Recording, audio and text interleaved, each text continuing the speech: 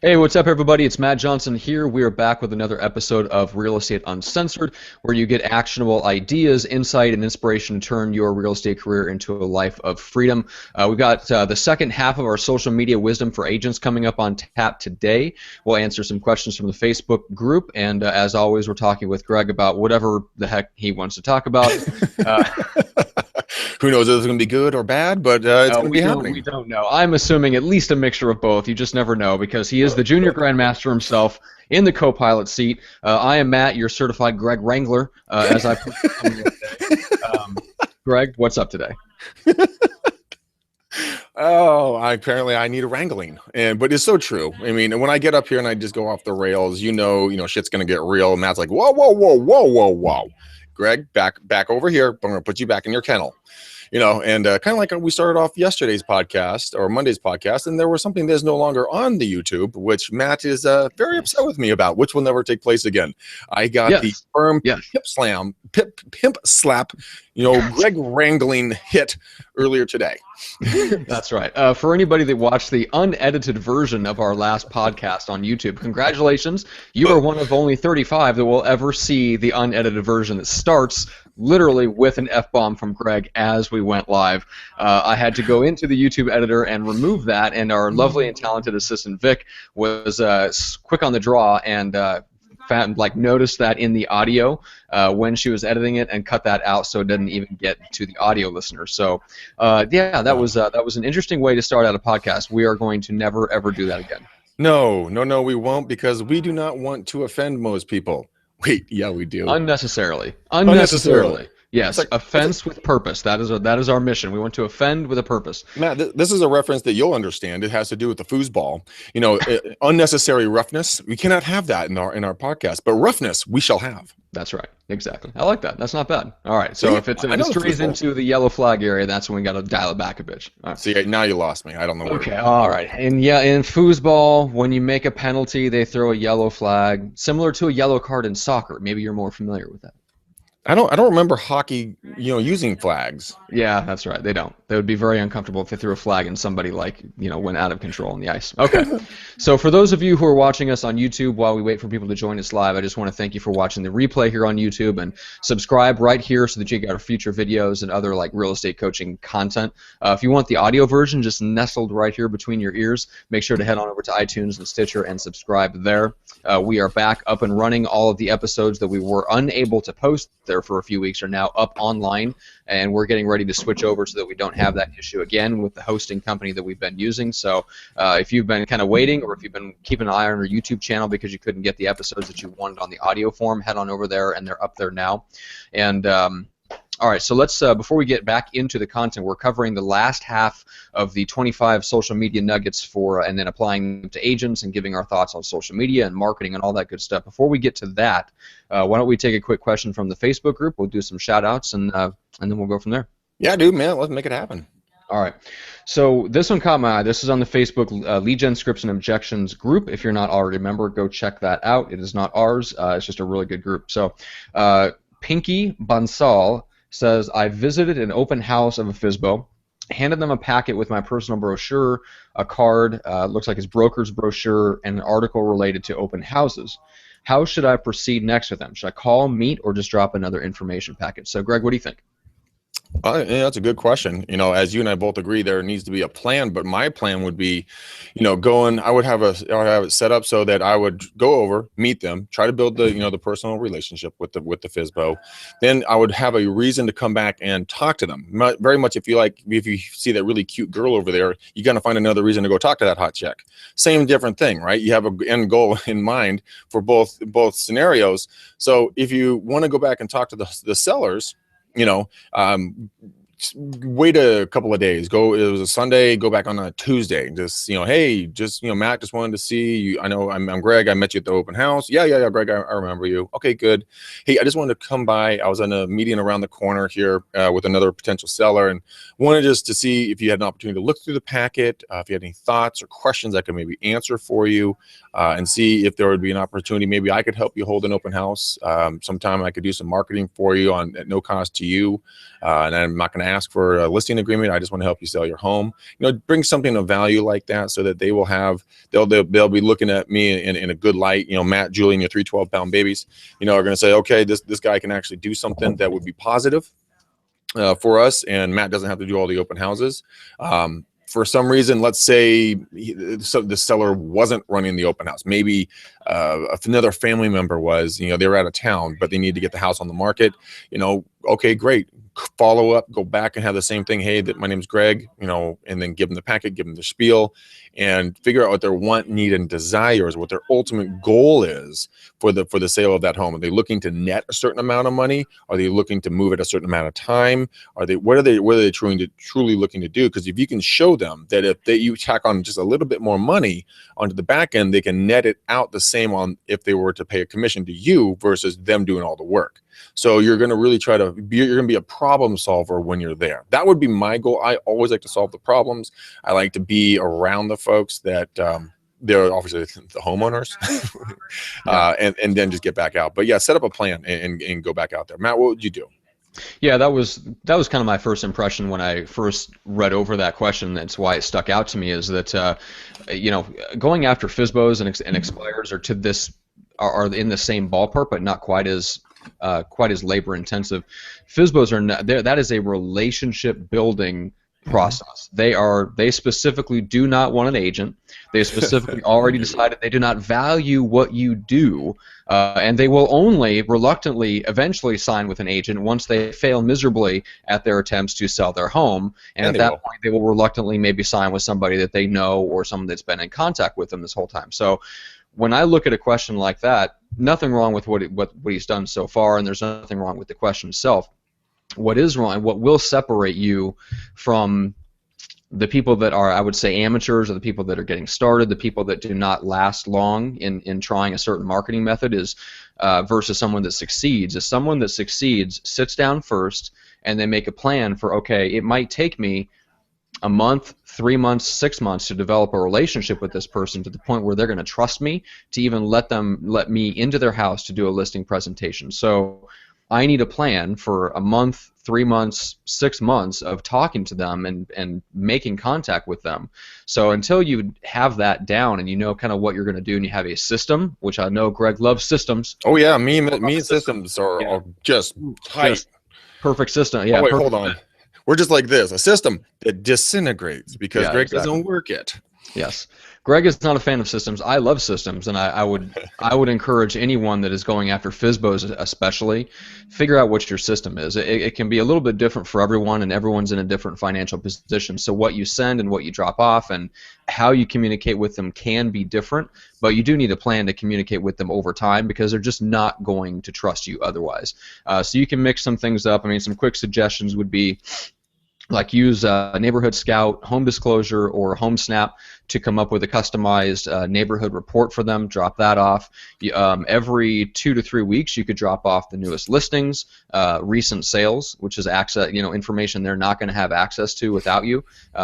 You can drop off stuff like that. And then, of course, if you have a buyer that even remotely matches what they might be looking for, call them up, ask them how is the home still available? How are things going? I've got a buyer. I ran it by them. I'm waiting to hear back if they're interested in taking a look. Would you mind if I brought them through? If they say yes, there's all kinds of things like that if you just think about, how can I be of value to them? How can I be of service? How can I help them? You can come up with 5 or 6 or 10 different things that you could potentially say on a phone call, or drop off to them in person, and like Greg said, pop by and just drop it off. Mm-hmm. But the more you know that stuff ahead of time, the more you can put them on a system, and then you can just do it without really thinking about it. And you don't have to ask every step of the way, okay, well, I didn't get them after 2 appointments. I didn't get them after 4 appointments. What do I do next? Have that plan beforehand, otherwise you're going to end up wasting a lot of time. Yeah, but the fact of the matter is, let's say you never even list the damn house. Who gives a shit? Okay. The point is that you want to sell the home. You want to get a deal. So ask them if you can keep it as a pocket listing, so that when you meet the other buyers at the other open houses, and when you're ever out and about, you can keep this in your repertoire.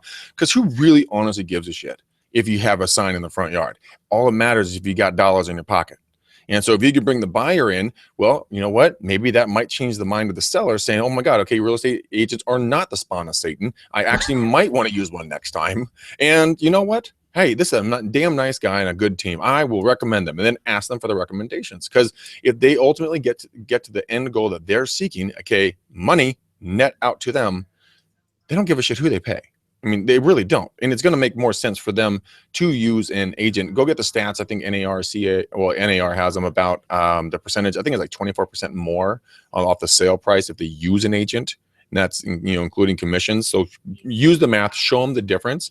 But like Matt said, build the relationship, bring value, provide information. If they're dead set on selling it themselves, great. What can you do to bring value? Can I make flyers for you? Have my brand on there, but just have flyers made professionally for you. Would you like to hire my photographer to get professional photography done? It's things like that. It's all about opening with value, guys. Like I always said, don't try to close them, open them with value, make it rain with value. Can I door knock for you and let the neighborhood know what's going on? Can I put you on my site, as a listing? All these different things. Can I take a video tour of your home so I can showcase your property out to the World Wide Web? Think about all these different things that no one else is going to ever do because they don't want to build a relationship or take the time to do, but you can do it. I mean, it's really that simple, and it costs you almost nothing. Yeah, except for time. Yeah. And that's one thing you can't get back, Matt. So that's one thing actually brings it up. The last point here is, ask them right up front, are you going to be willing to cooperate with an agent and pay a commission? Because if you do all this running around checking like with its head cut off, and then they're like, oh, well, thanks for the buyer. Yeah, thanks for the buyer. And well, that's not a good thing. Make sure you get paid, and obviously put a commission demand document in your offer if you write for them so that they legally are obligated to pay you, because if it's not on MLS, they are not obligated to pay you. Keep that in mind. Interesting. All right. Cool. So let's give a couple of shout outs, and then we'll get back into the content for today. Yeah. All right. So first of all, I just want to give a quick thank you to Viral Marketing for writing a check to make Hangouts and podcasts like these happen. They do a phenomenal job of running Greg's East Bay Real Estate video blog. You can check that out. And if you want something like that to help you get more referrals and repeat business, check them out at getviral.com.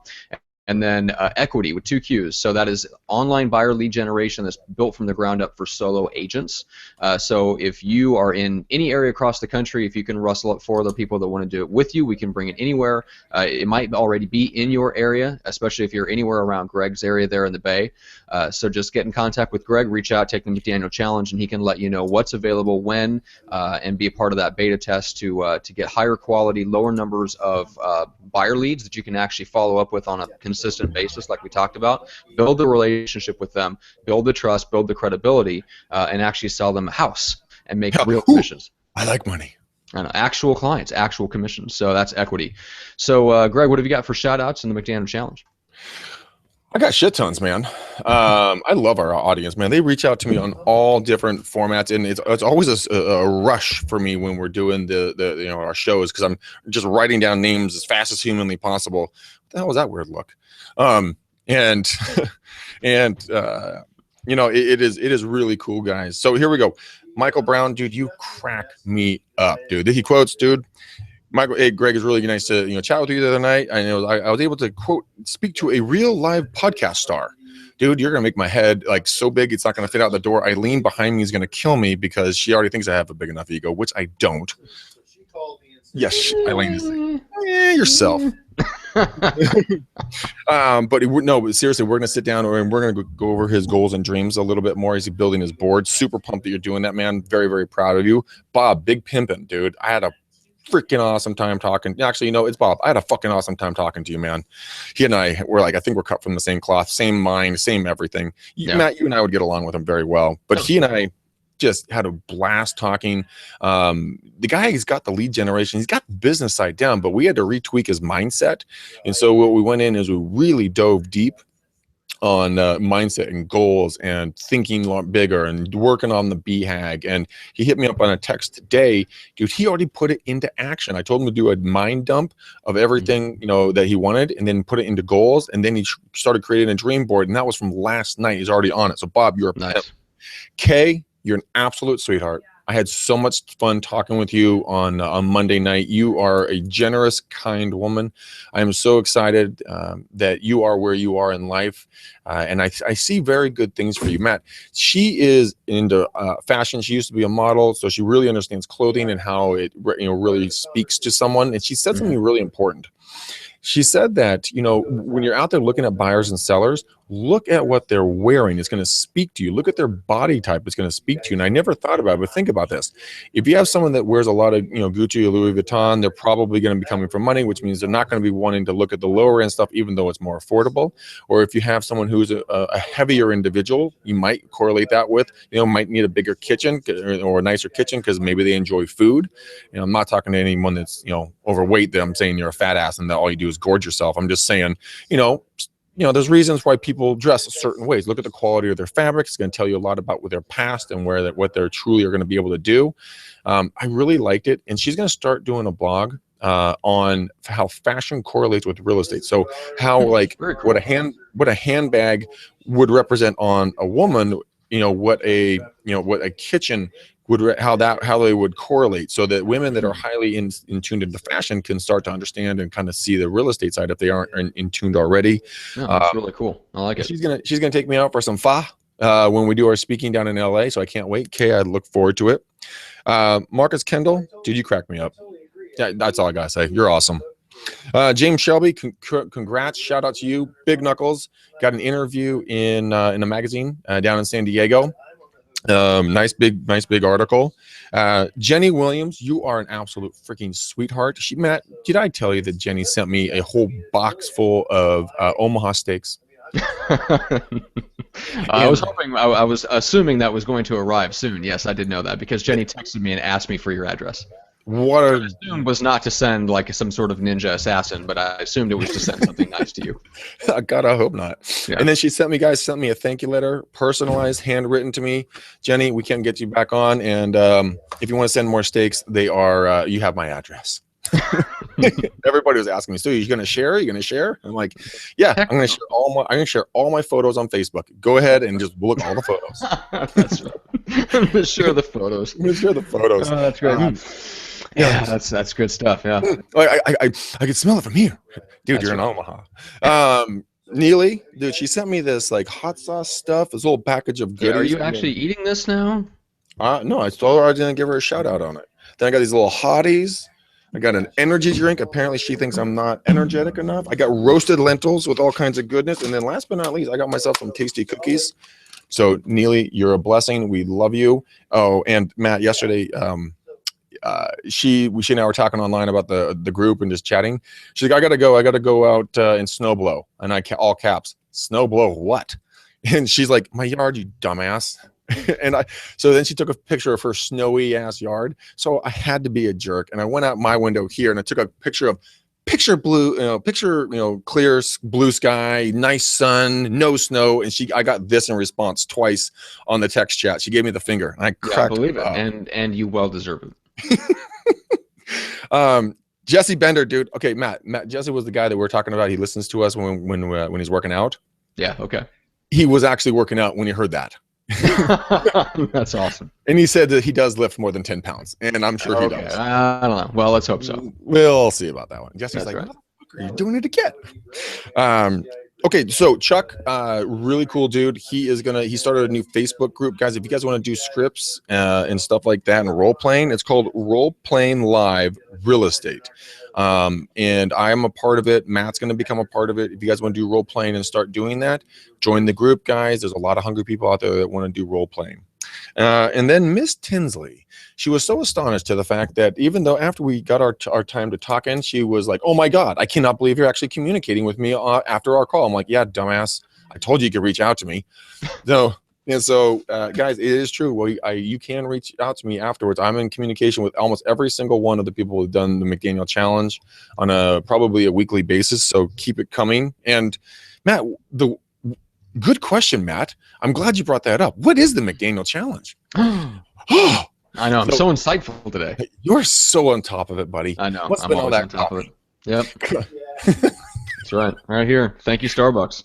If it wasn't for you, Starbucks. The unofficial sponsor and fuel for today's show. Mm-hmm. It's also sponsored by the letter A and the numbers 15 and 27. I'm not following that. Sesame Street? Are you kidding me? Oh. Really? Oh. Dude, Greg, you were killing me. Come on now. All right, what's the Go. McDaniel challenge? Spit it out. Let's get it over with. Okay, guys, for all of you that are sitting on the fence with your thumb up your butt, you're wondering if you should call me or not, do it. It's an hour or more of free coaching and training. We have a blast, guys. Sit back, have a cocktail, take some notes. We get to know each other, and then we just have a really good time. I'll help you work through any kind of stoppages or blockages you may have in your business, taking you to that next level. It might be mindset, it might be goals, it might be marketing, prospecting, it might be just the way you dress or smell. I mean, just getting you to shower once a week might help. Who knows? But, what I would do, Matt, take the challenge, 925-915-1978, 925-915-1978 is my cell phone. If you don't call me and book a time, I'm calling Matt, and that's going to piss him off. And we want Matt in a good mood. Yes. Yeah, God, so do I, because I have to deal with you 3 times a week. All right, 925-915-1978. Take the challenge. Book your time with Greg. I think you're booked till the end of this month, but you are booking for the first week of April, right? I am. First is the 30th of this month and the 31st. Yeah, so the 30th is my first open date. So, guys, get on the calendar, guys. It's no joke. When it's gone, it's gone. And we have a lot of fun, damn it. So why not have fun with me? That's right. That's right. All right. It is fun. I mean, I get to talk to Greg 3 times a week. I can't keep them all to myself, so you guys should take advantage of that. Actually, it's 5. No. Just about. No, it's 4. No, it's 4. The most. 4. Monday, Tuesday, Wednesday, skip Thursday because we need a break from each other. Oh, God, yes. And then Friday because what are we going to talk about? We can't tell the same stories every time. No, exactly. All right. So a couple quick things before we get into the content. Number one, we have our farming video training course that I put a direct link to that from the website, so McDanielRealEstateSystems.com. Just click on the farming training course from there or from the sidebar. And then if you want to support the show, just want a quick shout out, thank you to James for supporting, pledging $5. And just if you would like to do something like that to help support the show and to help support the gals that help run the show behind the scenes, Vic and Caitlin, you can head on over to patreon.com/REU podcast, and that link is also below here in the show notes, whether it's on the website or whether it's on YouTube or not. So, with that said,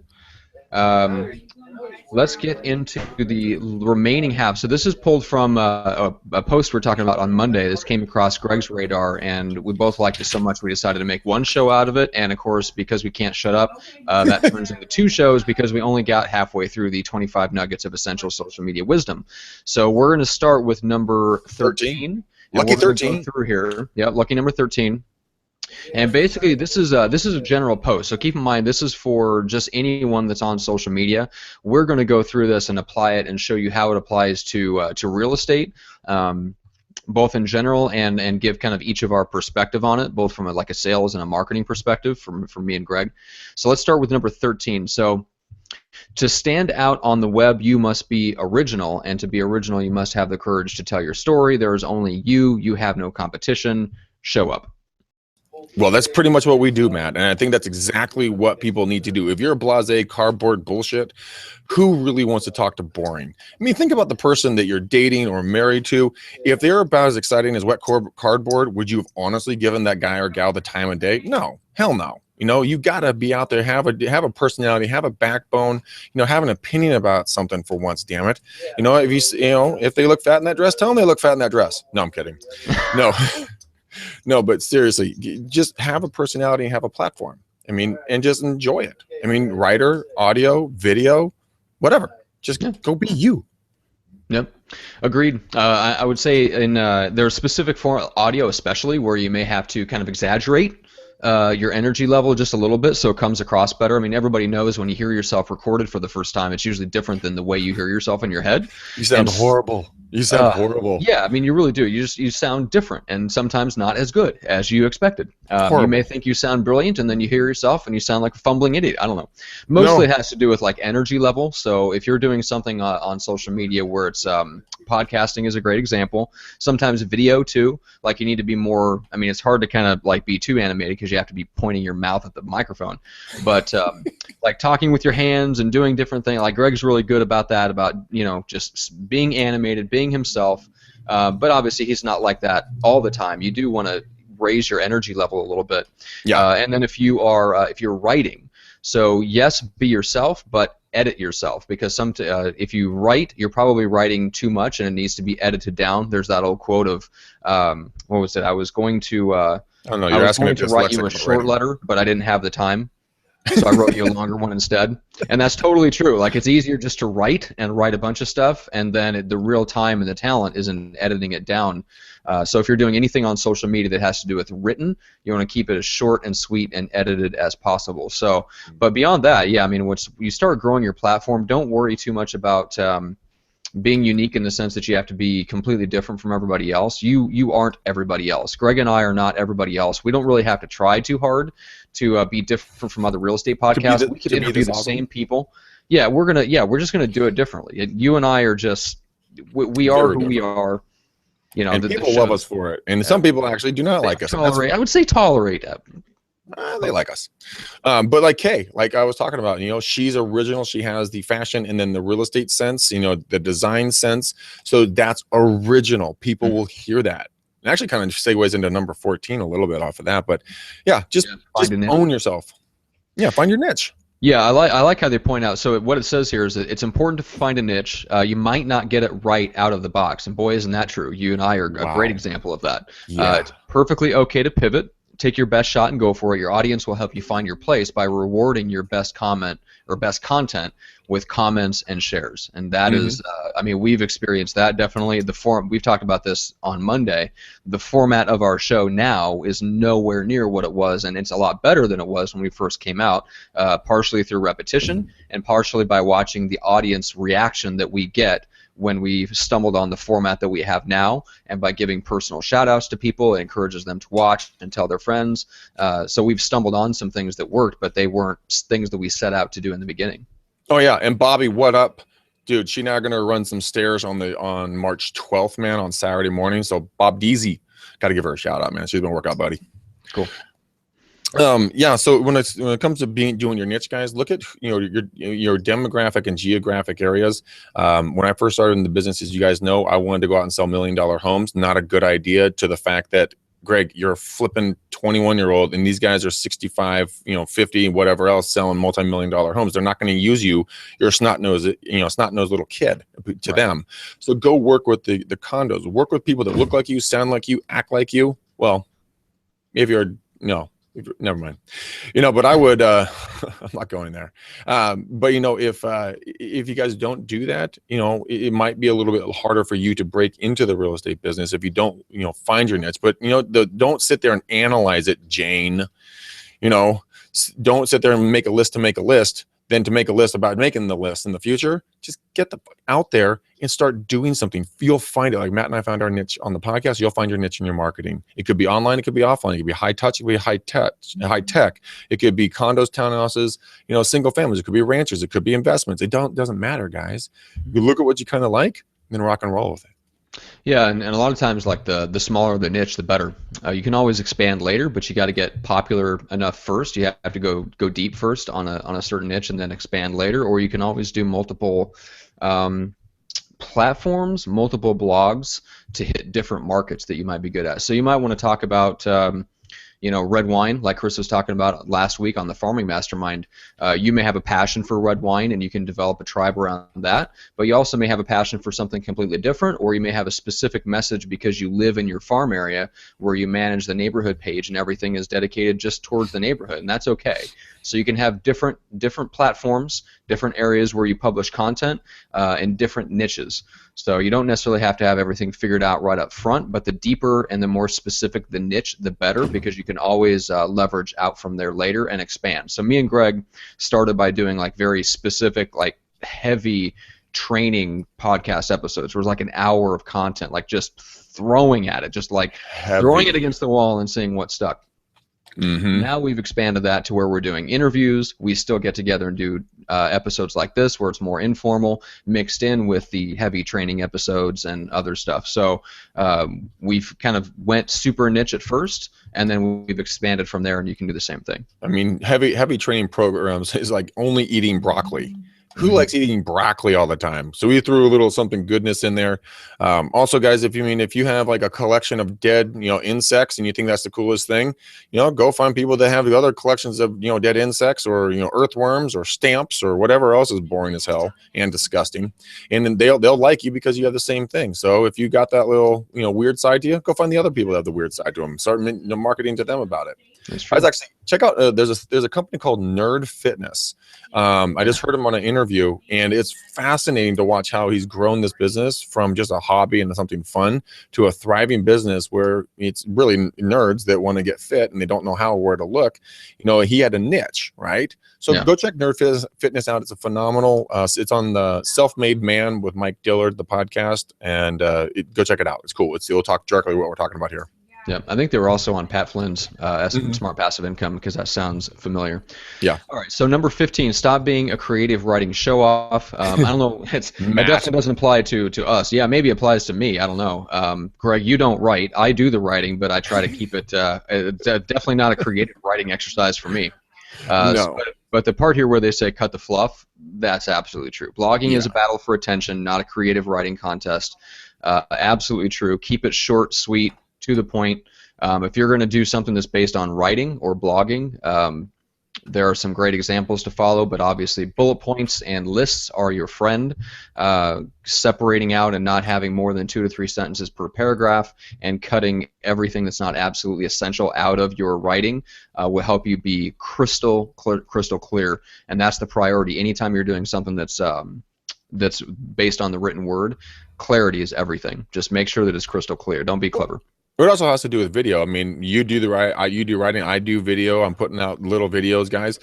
Do not drone on about stupid shit. Who cares? Get people. They have an attention span max 3 minutes. Okay, so you better be entertaining, engaging with quality content that's going to grasp them, rope them in, so they can hear the entire message. If you are boring, they will click away from you in seconds, and I'm not kidding, or even milliseconds. You'll be like, "Hello, my name is Greg McDaniel.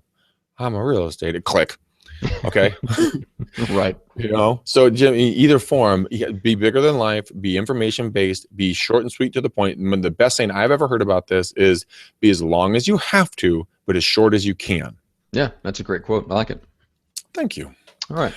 So number 16 is, how do you find the time for social media? We all have the same amount of time. It's a matter of priority. If your customers are engaging on social media and discovering products and services there, it's probably time to make an adjustment. Well, I mean, you have to book it in. You got to book it in like anything else. I mean, take an hour or something, at lunch maybe, or do it first thing when you get in the morning. Do a couple of posts like I'm starting to do, engaging. I go to Instagram and grab a couple of great photos, and I put them on, and I put some funny commentary, and people interact with me. Then I post that on my team page, my personal page. I try to get it out to our group on Facebook for Real Estate Uncensored, and then I get it out to Twitter. I put a link out there, which I'm trying to do more and more. But it's about the 80-20 rule. I mean, have fun with it, enjoy it, engage and interact with them on social media, but budget your time. I mean, if you don't want to do that, use ifttt.com. And you can build a recipe, and it can auto post all the stuff to Facebook or LinkedIn or on the other social media sites that you want. And all you have to do is maintain it from time to time. That might be another good idea for you. Mm-hmm. Absolutely true. I would say time blocking is a big deal, and there's some great tips out there from people like Lisa Archer and Brad Korn. That's the name that was just about escaping me. So both of them just have really practical suggestions for setting aside 10-15 minutes. You hop on Facebook, return messages or send 5 direct messages, 5 comments, 5 likes. It's the 5-5-5. Spend 5 minutes doing that. And then when you add somebody to your database, whether you have a contact follow-up program or whatever, Brad Korn teaches this. He's really good at this. When you add someone to your database, you have a plan of action basically in Top Producer or whatever CRM that you're using that tells you to add them to, kind of your initial follow-up plan to kind of get connected with them. Part of his follow-up plan is every day for the first week, you look at a different social network and you look them up. So first of all, he'll look them up on Facebook and connect with them there. Then the next day it's LinkedIn, and the next day it's this, and Twitter, and make sure that he's connected with them on Instagram or whatever if they have one. So just go through and connect with them like 7 days in a row in 7 different ways, and one of those is a thank you card, and another one's an email and whatnot. So it's not the mechanics of it that are important. It's the fact that he set aside time every day and just has a regimented process that he's figured out that works for him. So tinker around with that. That's a great little template to follow. 5 messages, 5 likes, 5 comments. Just start there, and then expand on that. Yeah, there's a Chrome plugin, and they have them on others. It's called Rapportive, RAPPORTIVE. I have it attached on all of my Gmails, so when I get emails from any and all of you, that's why you guys see me friending you on LinkedIn. Because any social media that you're attached to and I'm attached to, you can request friendships with them, so you can grow your base very easily just by sending emails. Yeah, and for all of you who are not using LinkedIn a lot, I mean, in your real estate business, we don't use it a lot in terms of like promoting real estate uncensored, although Greg is getting a little bit better at that. Real estate agents themselves are not always the best at being on LinkedIn, and especially up in the circles that I run in with like mega agents and coaches and stuff. They don't care about LinkedIn. Nobody's connecting with each other with other mega agents on LinkedIn, but your clients are. So everybody that works in the corporate world is on LinkedIn, and those are your potential home sellers and home buyers. So you absolutely do want to connect with them on LinkedIn. The more connections that you have, the more credibility you have, and LinkedIn still, for the most part, at least until or unless their algorithm changes like Facebook's did. But right now, when you post something to LinkedIn, the people that you're connected with actually see it. Unlike Facebook, where you see maybe 5 or 10% of the people that like your Facebook business page might see your post you put up there. LinkedIn is different, so that's a great reason to get connected with people on that platform. Matt, we should do a show about the differences of the top 3 platforms that we think that agents should use or are you underusing at this time, and give them hacks on how to use it more effectively. I already have a pretty good idea on that show on how that could run, but yeah, I like it. LinkedIn, guys, I use it for a verification of validity and of me personally as a real estate agent. I go and approve everybody and endorse everybody, even if I don't know them. They're in my LinkedIn because they're going to come back and endorse me on something. Then when your buyers or sellers are hunting you down, like, okay, this guy or gal a real human being, they go to the LinkedIn. And they see like hundreds of people liking you and different things. It's third-party verification that, oh, this person is a good agent. Right. Okay, and people will reach out to you. I'm posting a lot of our videos and articles onto LinkedIn. So if you guys aren't there, follow me. Yep. All right, so number 17, punch them in the nose. I like it. I'm guessing you don't take that literally. Blog readers are scanners. If you don't wallop them in your headline and first paragraph, you have no hopes of getting them to spend time in your work. Write in a way that demands attention. And that's true, absolutely. Now don't let this stop you from getting started, because you will get better over time at writing things or sort of sorting out your thoughts in a way that kind of grabs people right up front. That's not something that you're naturally gifted at, and that's okay. You can get better at it. But especially like Greg, where this comes into play is if you're going to do live video, let's say you're doing Periscope, Meerkat, Facebook Live, whatever, where you can give that a title. You want to give it a title that grabs people's attention, not Matt talking about the San Diego real estate market. Ugh. Go live, and then everybody sees that scroll across their newsfeed and goes, who cares? That's boring as shit, is what that is. I mean, but give it something sexy like, top agent Matt Johnson discussing the ins and outs of today's current real estate market. Or that's kind of fucking boring too, isn't it? Yeah, that is boring. Thanks, Greg. Great example. So one of the things that worked well for viral clients when I was there, and just watching the emails that performed and the subject lines that got open and stuff like that, anything that says latest trends in San Diego real estate, that will get some attention. The top 5 blah blah, the top 5 trends, list. The top 5 keys, list posts are great.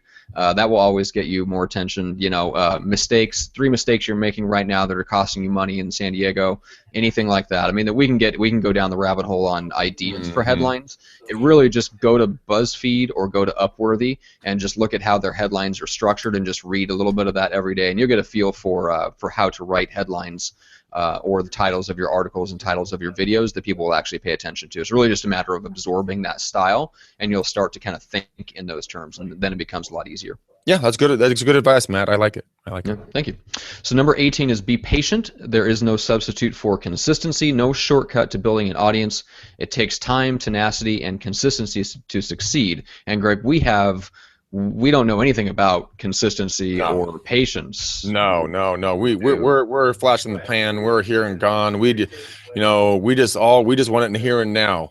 No, Matt and I have had dozens, if not verging on hundreds of conversations about, our long-term plan, how this is going to work out.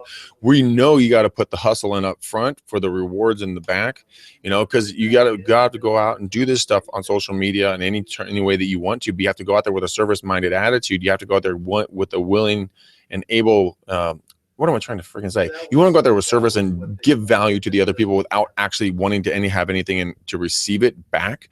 And just when you do that, people will pick up on it. Like Matt and I, you guys know that we're not after anything financially or anything else from you guys. We're here to wage a revolution on the way training is done. And we're just sick and tired of everyone having to, pay for all the good stuff. So what are we doing?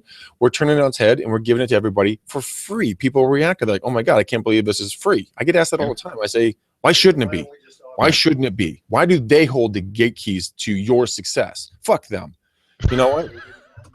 We are going to take this and make this. You can make your own life better. Yeah. I 100% agree, and I would just like to point out that this is Greg attempting to tone down, which is hilarious. It's so hard. It is so hard. Join the revolution, baby. I'm ready. My blood's boiling. All right.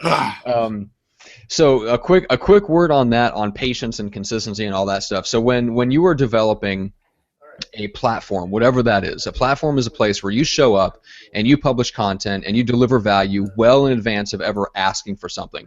The interesting thing about a platform, and this is something that I've read and I've seen confirmed, not just in our life and in the podcast that we do, but in watching other people and all this stuff. The results and sometimes the value doesn't come back from the same people you're giving value to. So like when we're doing the podcast, we understand that it might not be our listeners today that we get anything from because we're giving so much away for free, but we're okay with that because the value might come from us interviewing one person, and that person might be a potential future business partner. Yeah. We get so much out of the podcast just from us, not only just from you and me, Greg, getting a chance to talk and us doing, being in business together, but you have to understand going in that when you put content and you give out to the world, it doesn't necessarily always come back from the same exact people, and that's okay. It's not always trackable, and that's also okay. That's fine. You have to be okay with showing up, being consistent, and do it for the enjoyment of it, and understand that the more value you put out there, you'll get more back in return. You may not always be aware of like where it comes from. It may not come directly from the people that you're giving value to.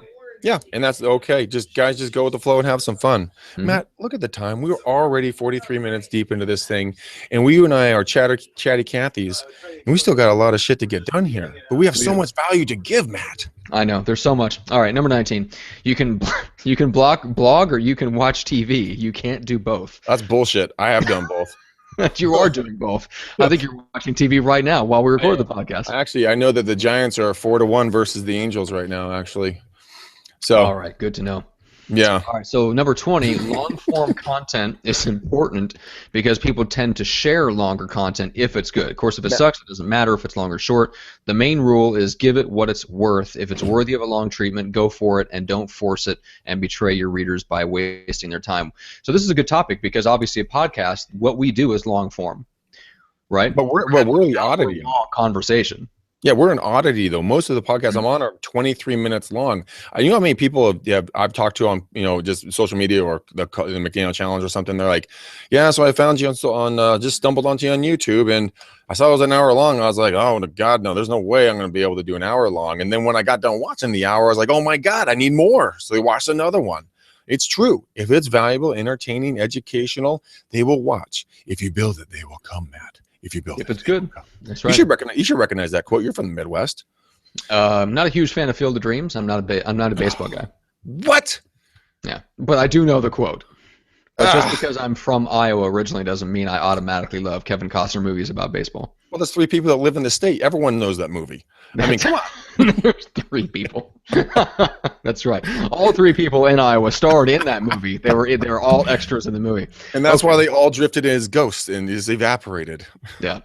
Well, let's so a quick word on long form content. So I think part of what they're getting at here is articles, and it's absolutely true. So if you want to create a blog post, an article that gets shared, some of the ones that get shared the most are the ones where you take the most time, and they are long because it's an in-depth subject, and you do a lot of really good research, and you put together a lot of good resources. So whatever that means for you, for what you're doing, like one guy that I'm Facebook friends with put up a post. It was called like the 10 best digital marketers in San Diego. So it was an in-depth report on all the digital marketing agencies in San Diego with 5 different ratings on 5 different areas of what makes a good digital marketing agency, strengths and weaknesses, where they're located, who their founders are. Like they really put a lot of research onto this.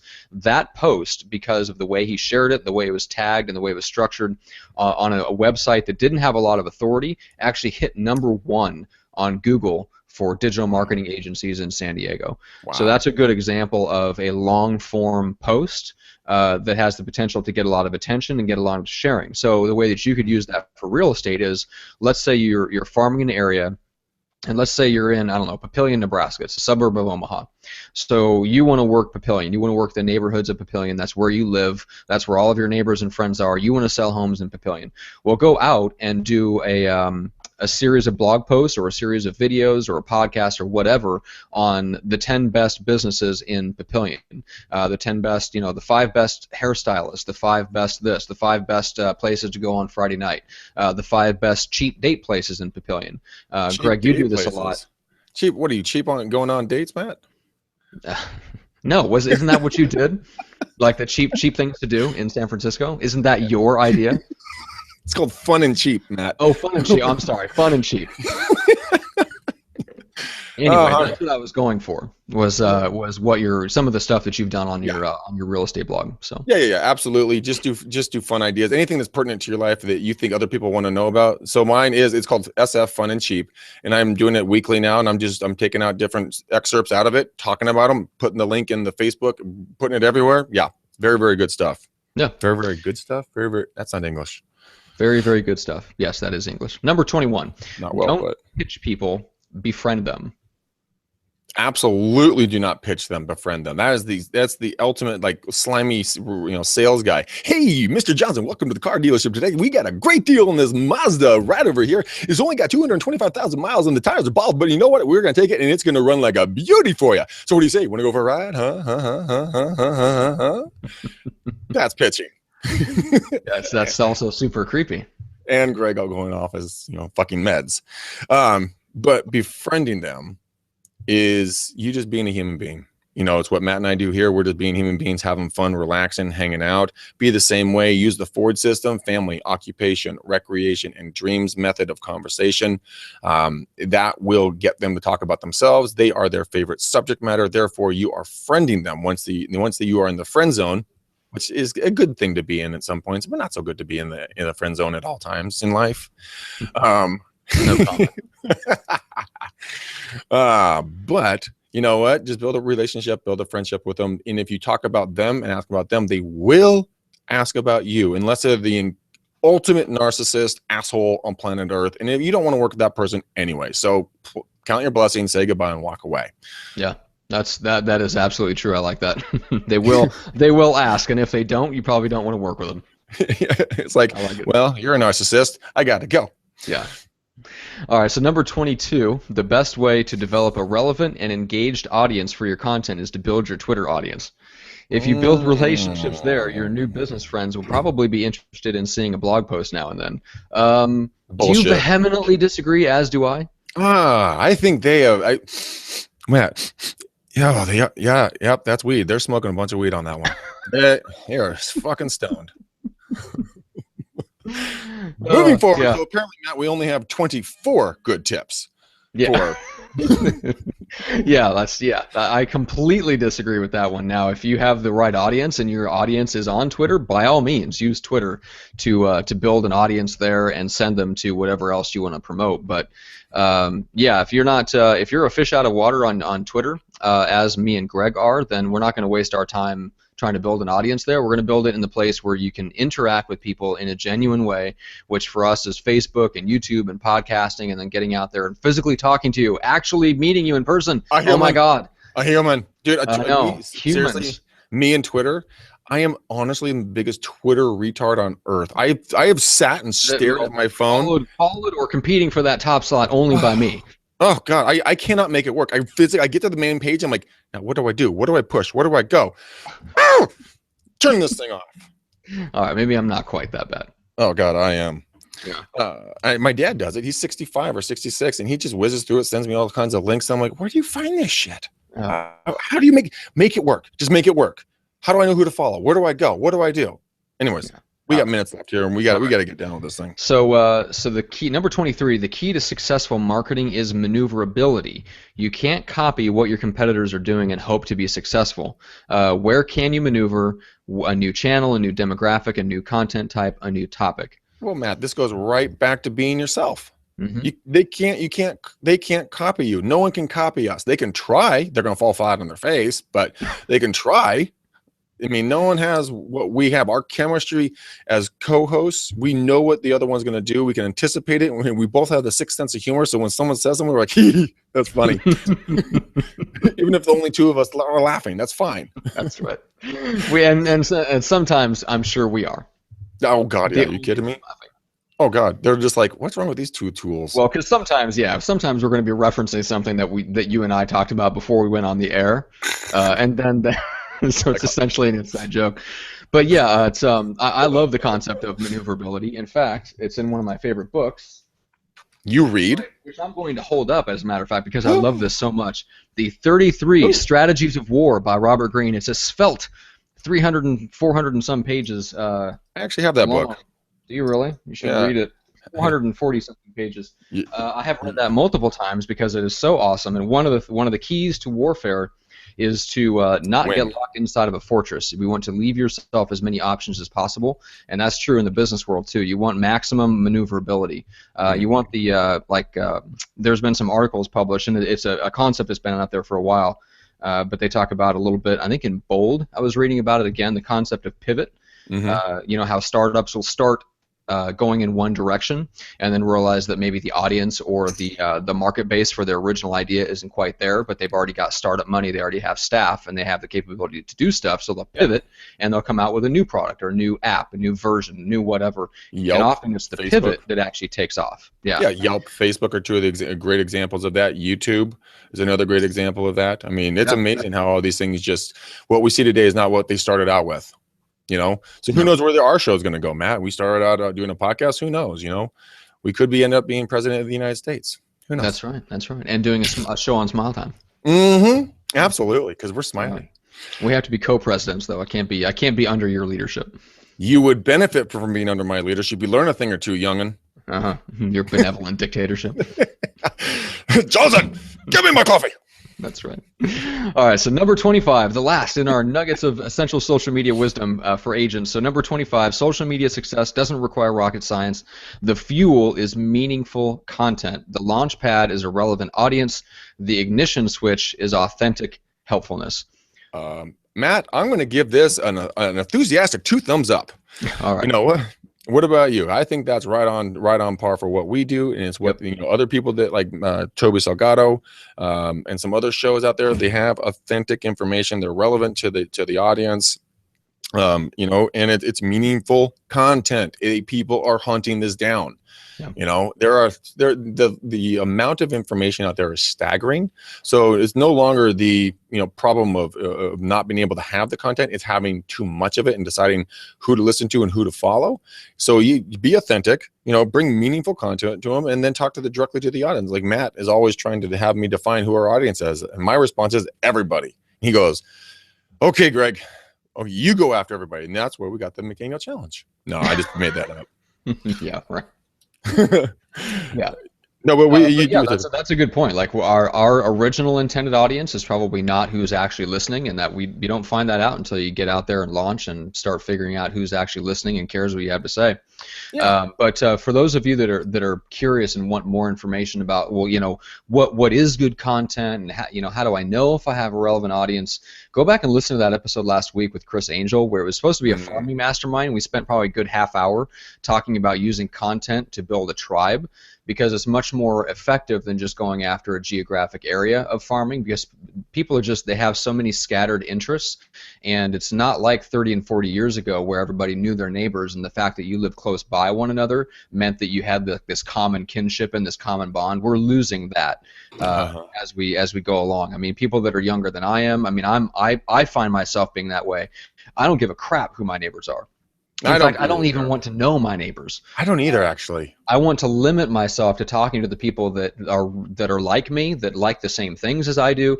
I don't give a crap whether they live in the same area that I do. So it's very different than it was 30 and 40 years ago. So it's easier to speak to people in terms of what their common interests are than where they live. Well, that's because you're a hermit introvert. I roll, head shake. Well, I told him not to talk about that anymore. Yeah. No, but 99D, 99I, Greg. What does that mean? High interactive. I enjoy people. Matt does enjoy people. That's why he and I get along so well, because we can just banter. But it's true, though. A lot of people, I don't want to know my neighbors. They're all generally older folks. They're not in the same social circle as me.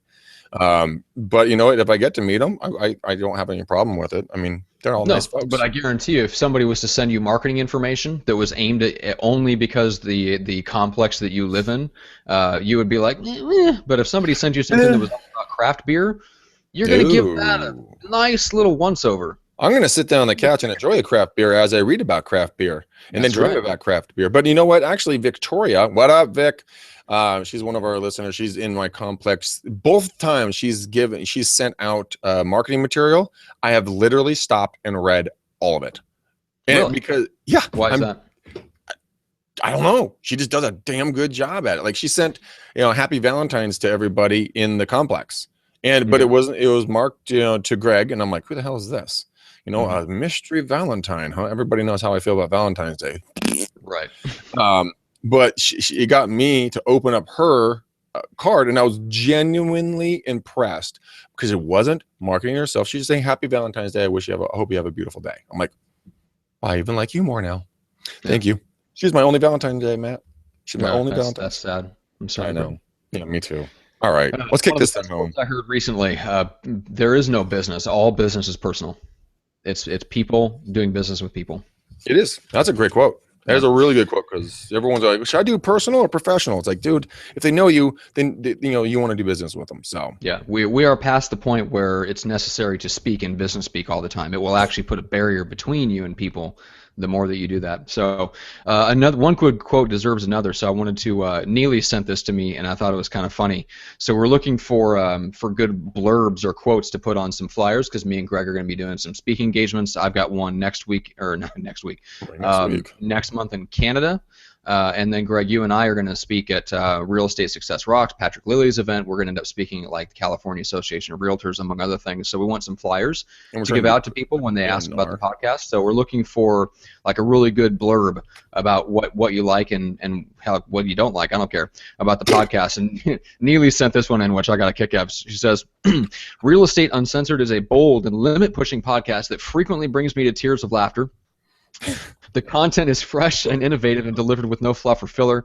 Greg and Matt challenge industry professionals to think outside the box and redefine modern-day marketing and real estate practices. The tears of laughter I got a kick out of that. That was funny. So thank you, Neely. We may use your quote, or like I told Greg before we went on the air, I think it'd be funny to have a couple of humorous quotes, like one below that would say, "What is podcasting?" Quote Greg's mom. Or the one with Beth when she's like, I laughed so hard I almost spit beer on my computer screen. Yes, that'd be funny too. I'm like, that's funny shit, dude. That is funny shit. I mean, because I can just see that. You're sitting there, you got your beer, and you're like, Pwah! Yeah, spit take. Spit take. No. Okay. You want to kick this bitch home or what? Yeah, absolutely. So quick thank you once again to our lovely and talented sponsors, Viral Marketing, for writing a check to make Hangouts and podcasts like these happen. You can check them out at getviral.com. And then Equity with 2Qs, online buyer lead generation that's built from the ground up for solo agents. Make sure to reach out to Greg. If you're interested in that, it's a smaller number of higher quality buyer leads, so it's perfect for solo agents. Anywhere it's in beta testing right now. It might be in your area already, so reach out to Greg about that. Even if it's not, if you can get 4 other agents to go on it with you, we will get everything set up for you, knock off the setup fee, set you up with a lender that'll pay half the cost, the whole 9 yards. You can get it anywhere in the United States and Canada. Canada. International businessman. That's right, international businessman. So reach out to Greg and ask about Equity. So, Greg, how do people take the McDaniel challenge? They are blessed and honored. Oh, I mean, how do they get a hold of me? Yes, how? How? Yes, the how is you pick up your cellular cell phone, that thing that you're attached to and you can't leave without 3 feet away from you, and you dial in a sequential order these numbers: 925-915-1978, 925-915-1978 is my cell phone. If you do not do it in that sequence, you will not get me, so please write that down. Then we will set up a time. We will do some coaching and training for free. You get to hang out and just kick it and chat. Like I said, maybe have a cocktail, whatnot, put your feet up, take the notes and change some lives. It's a lot of fun, guys. I look forward to it. I truly look forward to it. I literally stop meetings with buyers or sellers so that I can make the call. I mean, I will say, look, guys, I want to talk with you. I have a hard stop at 5:55. And they're like, okay, no problem. And because I'm not going to fucking miss this. You guys make my night. Hashtag do not let Greg spend a night alone. Don't forget that. And then you and I just rap and chat and enjoy. So guys, please reach out. I mean, my April's looking pretty gloomy. No one's reached out to me, Matt. And I feel so bad for you, Greg. What is it? April showers? I might be April showers. I might be crying. Tisk. All right. So people, reach out to Greg, text him, call him, get that set up. Until then, it's just a quick word. We are doing a door knocking mastermind with Brian Casella on Friday. That's at 11 a.m. You can watch us live, or you can, as always, you can watch the replay on YouTube. Make sure to subscribe on YouTube if that's what you're doing right now, so you get our future videos, and then subscribe to iTunes or Stitcher so you get the audio feed. We get a ton more traffic on YouTube for some reason than we do on iTunes and Stitcher. So for those of you that aren't listening already, obviously YouTube requires you to be sitting at your desktop or looking at your mobile phone and watch us on video, which we do appreciate. But if you want to actually listen to the entire episodes while you're at the gym or in the car, that's where you head over to iTunes or Stitcher and get the audio version. Oh, who asked? I just got a question asked. I mean, apology, my dyslexic ass can't pronounce your name. Tatiana, Tatiana. Yes, Tatiana. Okay. Tatiana. Ha! I got it. First guess. Yeah, it's called Stitcher. For the Android, like Matt was just talking about. And Matt, as we've been speaking here, we've had yet another wonderful human being join our inner circle on the YouTube channel. Nice. Thank you so much, guys. We're fast approaching 1,400 subscribers there, so we thank you very much. But yeah, we will let you go. We're as always running a little bit over on time, so we'll wrap it up right there, and we will see you guys back here on Friday at 11 a.m. Yep, guys, we truly love you. We do this for you. Matt and I want to see you succeed, if I could get that out. See you succeed in the shortest amount of time with the best quality content and intel. So, guys, like I say always, I love you. I can't wait to talk to you, and we look forward to seeing you on the next podcast. All right. See you guys.